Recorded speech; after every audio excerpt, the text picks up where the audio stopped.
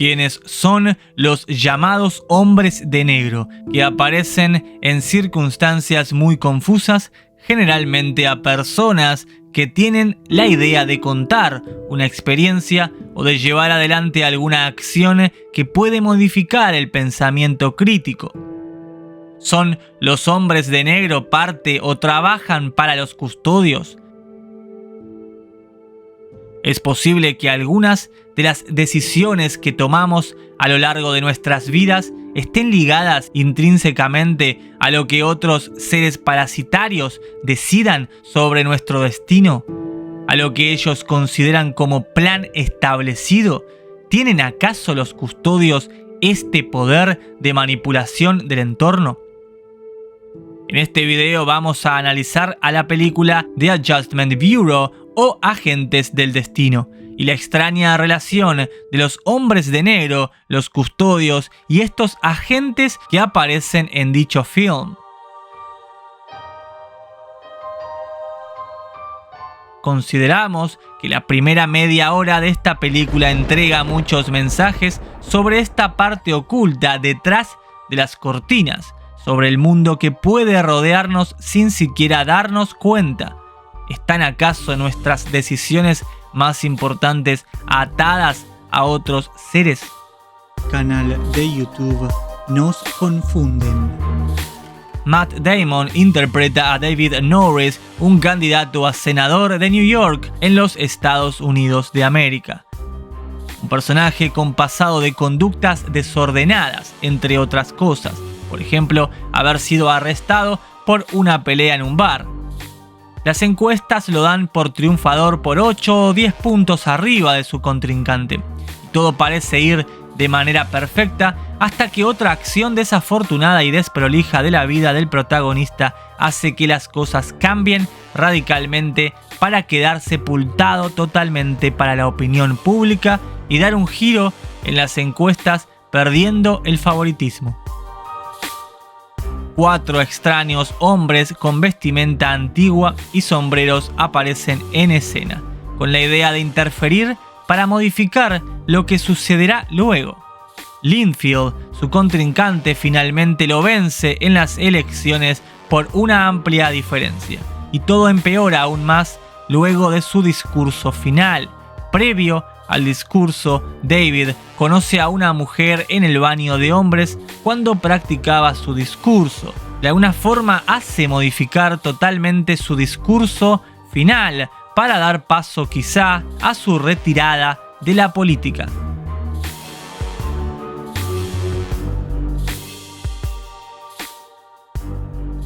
Al pasar un mes de lo acontecido, 2 de aquellos 4 hombres extraños de sombrero aparecen nuevamente en un parque mientras planean, por alguna extraña razón, que deben tirarle café encima a David Norris a las 7:05 am, con la idea de interferir de alguna forma nuevamente en la línea temporal de su vida. Canal de YouTube Nos Confunden.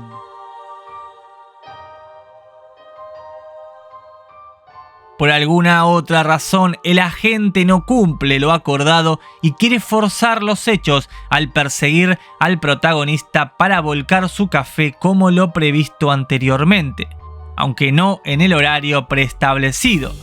David toma el autobús con su café en la mano y el hombre extraño empieza a llamarlo desde abajo mientras inicia una persecución. David observa que la mujer, Elise, quien había aparecido antes de su discurso un mes atrás, se encuentra dormida en el asiento del autobús.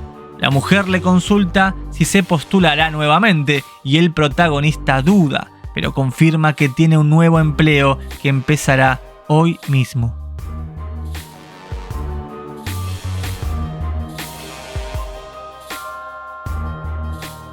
Aquel hombre extraño sigue persiguiendo al autobús a pie, al verse imposibilitado de cruzar la calle y llegar a tiempo, y que su reloj marca las 07:07, 2 minutos tarde. el hombre, con un movimiento lejano, hace volcar el café de David dentro del autobús, mientras el hombre es arrollado por un taxi.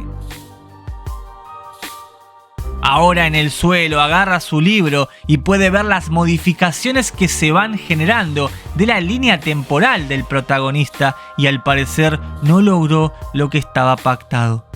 Pero ¿por qué estos hombres pueden modificar la línea temporal de una vida? ¿Y quiénes son realmente? Bien, la parte más interesante de toda la película está a punto de suceder. David ingresa al edificio y se encuentra que las personas están totalmente inmóviles. Nadie parece hacer ningún sonido ni movimiento, simplemente como estatuas en las oficinas. Del apuro por llegar a su oficina nunca se percata de esto y cuando finalmente ingresa encuentra a varios hombres con muy extrañas vestimentas utilizando algún tipo de objeto que emite luz hacia las personas que siguen estáticas. Se escuchan las siguientes palabras: acaban de aprobar la recalibración. Los hombres de negro se encuentran allí y David intenta gritar para frenar lo que están haciendo con las personas. Entonces se lleva a cabo otra persecución. De todas formas, y por más que intenta eludir como sea la confrontación, uno de ellos utiliza las puertas para transportarse hacia donde el protagonista escapa, advirtiéndole primero que no logrará escapar y luego los demás hombres finalmente logran tomarlo de los brazos y lo duermen. David se despierta en un lugar que parece ser un subsuelo, con muchas luces, y los hombres de negro se comunican con otra persona que parece dar órdenes, llamado Donaldson. Parecen entonces haber tomado una decisión y según sus palabras lo van a reiniciar. Luego se genera un debate entre ellos para reiniciar al personaje principal. Al parecer necesitan una aprobación del que llaman presidente o chairman para llevar a cabo esta acción. Y el debate continúa.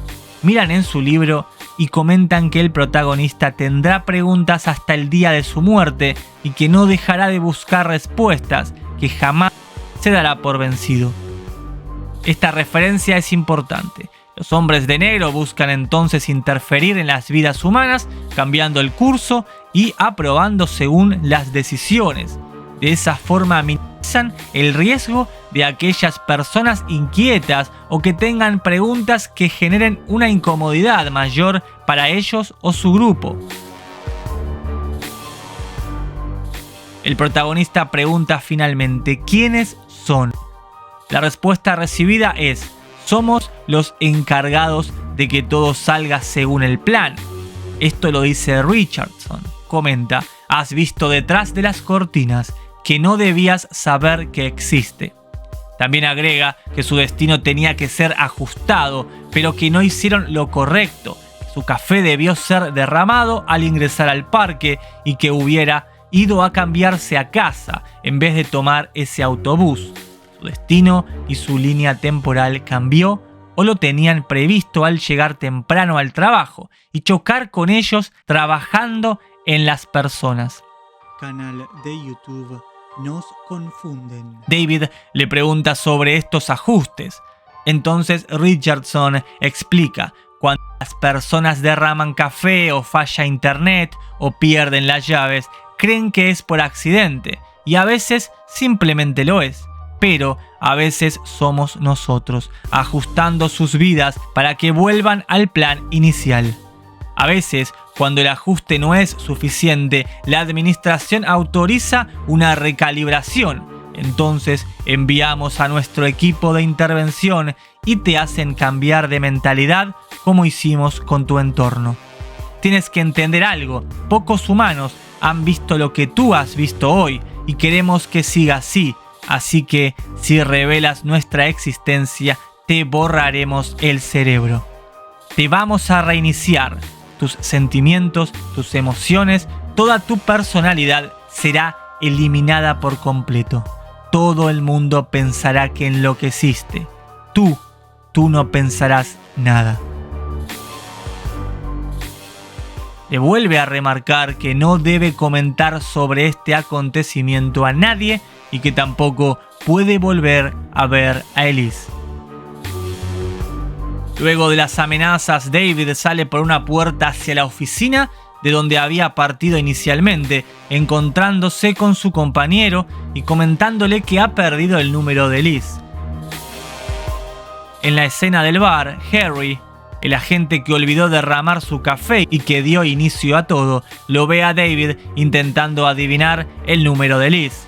Le comenta que con todos los problemas que tenía en su vida, aún se preocupaba por una mujer, agregando que además, aun si recordara el número, harían todo lo posible para que ese número no funcionara.